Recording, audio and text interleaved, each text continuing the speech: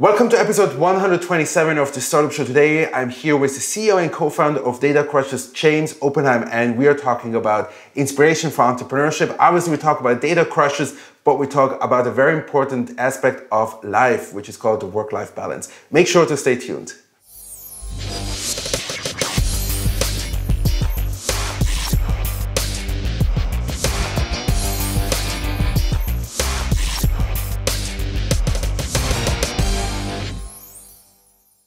Welcome everybody to episode 127 of the Startup Show. Today we are here back in Israel where everything started. All of this vlogging, these videos, they started all here in Israel, and I'm very excited to be back here and make local interviews with some promising startups. So today I have James. James, welcome to the show. Good to meet you, sir. It's such a pleasure to have you here. As usual on my Startup Show, the first thing we do based on investors, what they want to know is we want to hear who you are. So the floor is yours. Give us an introduction. Wow, a lot of pressure. How could one really communicate who we really are inside? My name is James Oppenheim. I'm originally from New York, Plainview, Long Island. Made Aliyah many years ago to Israel. I'm married, have a bunch of kids. Actually, the actual number is 9. For those of you keeping score at home.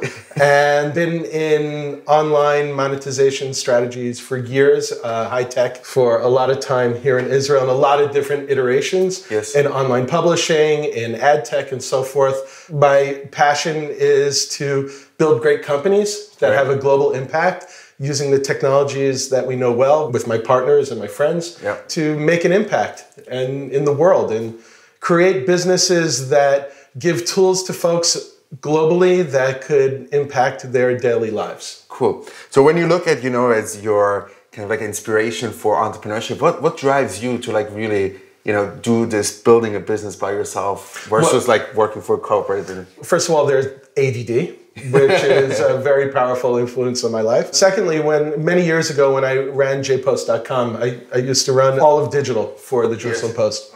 And I was highly inspired by a small startup that had probably a few hundred employees at the time called Google. And I had seen how difficult it was when so far away from a market in the US, when most of the traffic was from the US, but all of the content generation was here in Israel. And I saw how Google, by working together with them, was able to give us the tools to become a global brand. Right. And through their AdSense product, which was a revolutionary move inside of online monetization, I learned how it doesn't matter where your company is. The most important thing is the kind of partnerships that you have. And when building big businesses, it's a global view today. That was my first view that I saw that Israel is, on the one hand, is in the center of a ton of technology, but on the other hand, is connected internationally. Cool. And that was very influential to me. Your latest venture is Datacrushers. Yes. Give us a short introduction so we're all on the same page and we know what you do. Okay, so Datacrushers, I'm CEO and co-founder of Datacrushers, together with my partner, Jonathan Schler, who's CTO, and Jeff Tower, who is Chief Revenue Officer. Datacrushers has actually 2 stories. There's a big picture, and there's a very big picture. Cool. What we were able to do, after Jonathan and I, we had a company that was acquired a few years back in the area of ad tech. We took a step back and looked at the technologies that we know well, machine learning, artificial intelligence, natural language processing, and so forth. And we thought, how could we apply these technologies at massive scale? And we got into the area of e-commerce. We entered through cart abandonment solutions, where somebody places something into a shopping cart and leaves, never to come back and make a purchase.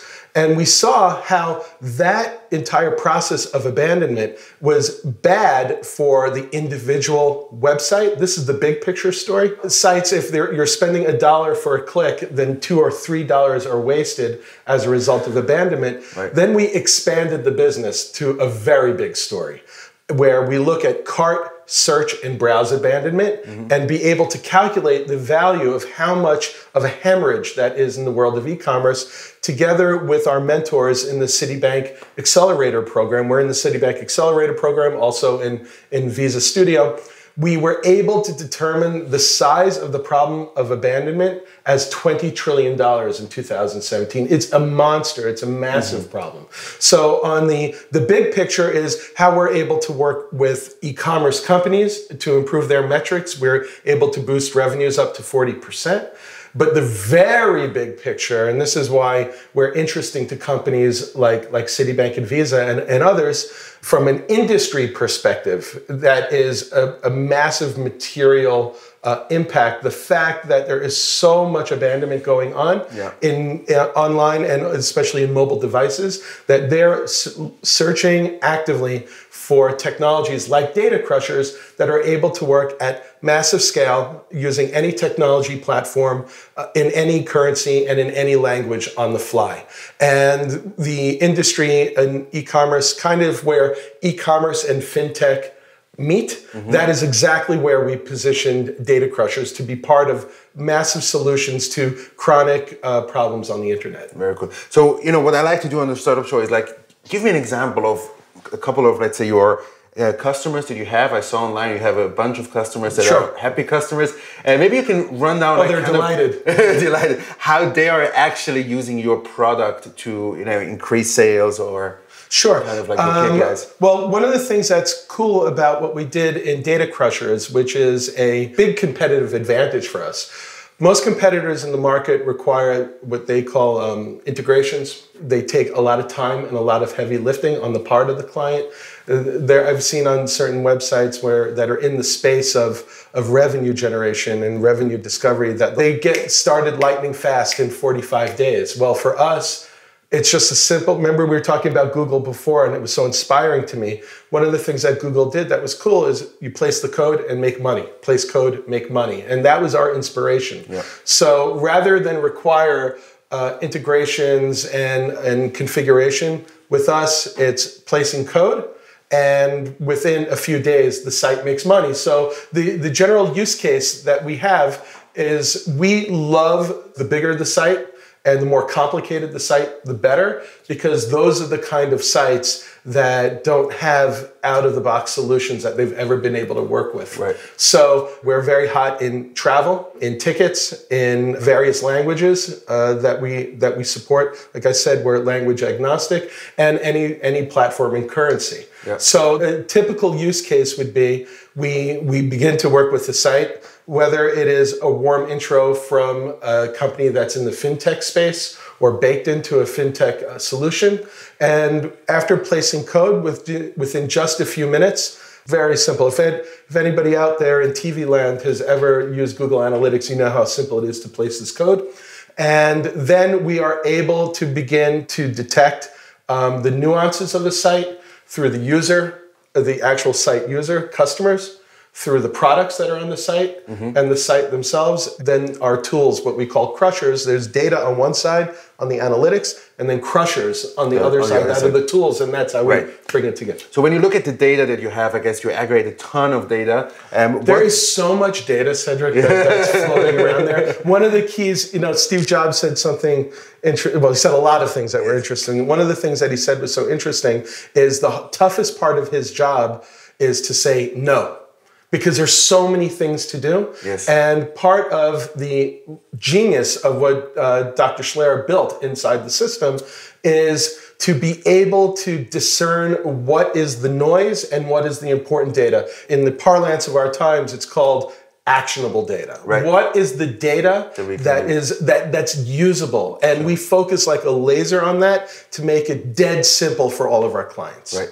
So when you look at the data, what are, let's say, the biggest or the most common reasons why people, let's say, don't, you know, follow through all the way Look, there are tons of reasons. It's not just the data that we see, but this problem of cart, browse, and search abandonment has been endemic to the net from virtually from the very beginning. Yes. And the reasons why people are not converting in the sale, it's myriad reasons why. Everything from the boss walked in to internet connectivity issues to seeing the cost of shipping prices and so forth. There are so many reasons why. The important thing, though, is to be able to have the technologies that measure intent, meaning when somebody is placing something into a cart, when somebody is on a site engaging by browsing, when somebody is searching inside of a site, that is the most important in-market activity because they are engaging with intent to buy. That's the name of the game. And if you look at the industry from a 10,000-foot level, you see how it's not just the individual sites that are suffering from this hemorrhage of abandonment. It's really the infrastructure of the internet, merchant acquirers, the credit card processors, any place along the spectrum where you see any folks who are making money transactionally, they are the ones who have a strategic interest in working towards solving this problem and generating more money for them, for their clients and for themselves. Sure. So, I want to shift the conversation a little bit more into your experience with, let's say, Visa Studio and Citibank Accelerator. Maybe you can share with the fellow entrepreneurs out there a little bit, what you went through and how you enjoyed that process. Well, enjoying the process of getting in is that you must be a marketing person because it's all in the positioning. The process of getting into these accelerator programs is rigorous. Yes. There's no doubt about that. It requires a lot of preparation, of foresight, of understanding what business you yourself are in. And to any entrepreneurs who are listening, that's one of the biggest challenges of any company, to really deeply understand what business you're in. Most of the companies that apply for these programs, and we're fortunate to be accepted into both, which is quite unique. Most of the companies that apply don't get in, but I highly, highly recommend all of the efforts around being part of accelerator programs like Citibank and Visa. It gives a global view for entrepreneurs and for startups is priceless. Yep. Look, Citibank has 200,000 employees in 160 countries. The team here is beyond exceptional in connecting us with mentors who opened up our world and are able to give us a leg up on the competition and identify those technologies like DataCrushers that have the potential to be pivotal on a global stage. Right. When you look at, let's say, the ecosystem here in Israel, I'm not sure if you can compare it to any other ecosystem, startup ecosystem around the world. Israel is a very unique place. And I got a little bit an insight into Switzerland now, but maybe you can share with us a little bit the experience and the vibe and the atmosphere you get from the local ecosystem here. Oh, that's a great question. And the reason why it is because the startup scene in Israel, and it's a scene that I've been in for a while, is like what you say, it is like no other in the world. That's not a value judgment, better or worse. It's different. And I think that part of what makes building an Israeli tech company so particular, if you've read Startup Nation, I've read parts of it. The ADD kicked in, right? I highly recommend it. The people here are really what makes it different. Investors always say that the technology is important, or the business model, or exit strategy, and so forth. But at the end, it's the people. And there's an integrity that I have seen, and I've traveled a lot around the world. There's a passion here to get the job done, that there's an identifying, there's the mountain that we're going to conquer, and we are going to do it. Come hell or high water, we are going to make this happen. And it's interesting, look, it's no secret in the political sphere that Israel has controversy surrounding it, or some efforts of BDS and so forth. I'm telling you, on technology, what I love so much about it, it is not whose idea, it's the best idea. And when Israel is able to compete on a level playing field in a meritocracy, that is when this place shines. I have been in investor meetings, client meetings, strategic partnerships, you name it. And the moment you mention that your R&D facility is in Israel, it is a strategic advantage. It's a competitive advantage because the perception around the world of people who know, once we're relevant, the digerati, I guess you could say, are able to isolate the fact that Israeli technology and the culture and the vibe here to build companies that are built to win and to build them with joy, there's nothing like it. Right. Right. So the last question I like to ask before we go into the next section is about trends in e-commerce. I mean, I'm sure you see everything that is going on around the world in different verticals. Do you see like anything specific? One buzzword, voice. How do you see, like, let's say, trends in the e-commerce space? Well, e-commerce is different than other areas of technology because e-commerce is based in merchandising. They're usually not technology companies. They're merchandising companies. They're sales companies. They're marketing companies. And what you're seeing today is a transference of old school way of doing business, not online business, offline, with a massive movement to online. I don't want to get into the details of very forward-thinking technologies because on a certain level, e-commerce is not as cutting edge as different technology parts of the industry may be. But what you see is such a huge movement. It's a generational movement of commerce that's happening online, of a different expectation. I think from a deep perspective, mobile devices transform everything.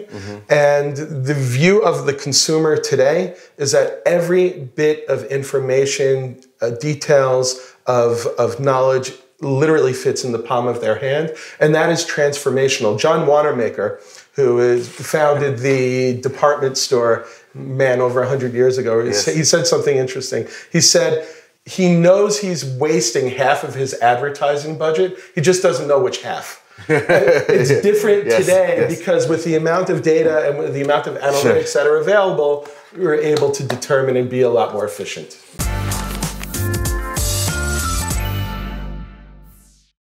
What would you like to see in the next 5 years in your ecosystem? I'd like to see the adoption of technologies like Datacrushers at massive scale. Good, that's unplugged there. That's great. that was free. Well, I only had 30 seconds, so. Sure. What traits do you look for when you hire someone? Integrity. And sense of humor. Sense of humor. Yes. What is your best selling strategy? The technology speaks for itself. Show, don't tell. What are some tips for balancing work-life? I mean, that's great for you. Be very discerning with who you choose to spend your life with and make sure whoever that person or people are have a ton of patience, kindness, and generosity. And as much as you give, that's what you get in return. Oh, that's the life side. What about the work side? No, that was the work side. That was the work side. Okay, got it. The most important character in an entrepreneur is? Honesty. Can you elaborate because you have 20 seconds left? You know, they say that the best salespeople can sell ice to Eskimos. Yes. You can only do that once, maybe twice. In order to be an entrepreneur and to be a serial entrepreneur and build businesses, track record is everything. Your name is everything, a Shem Tov. And that's priceless and can't be bought or sold. It's your personal integrity, your realness, living in the moment, and just doing it with joy.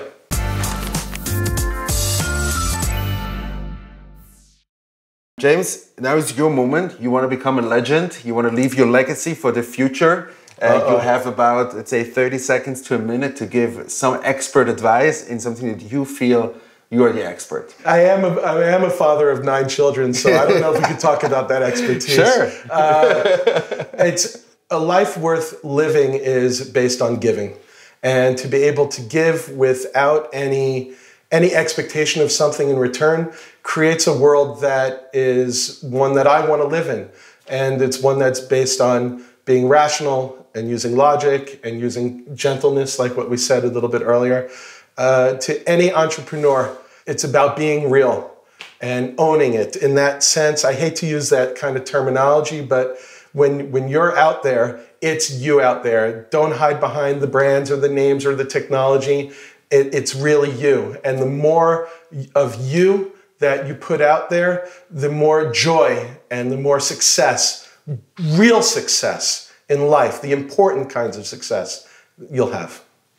Well, what a beautiful way to end the show. So thank you very much. Thank you very much for being on the show today. Thank you very much, everybody who stayed all the way till the end of this video. Make sure to stay a few more seconds so you'll see who is on next week. And I'll see you there. Have a great day. Hi everybody, my name is David Barzilai. I'm the Executive Chairman and Co-Founder of Karamba Security. Stay tuned for next Monday and subscribe to the show to see how Karamba helps to harden and secure connected and autonomous vehicles against cyber attacks. So we'll make sure that the good guys win.